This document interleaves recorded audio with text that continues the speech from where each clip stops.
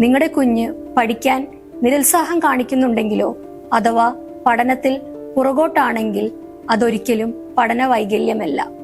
അതുകൊണ്ട് തന്നെ എന്താണ് പഠന വൈകല്യം? പഠന വൈകല്യത്തിന്റെ ലക്ഷണങ്ങൾ എന്തൊക്കെയാണ്? അത് തിരിച്ചറിയേണ്ടത് വളരെ അത്യാവശ്യമാണ്.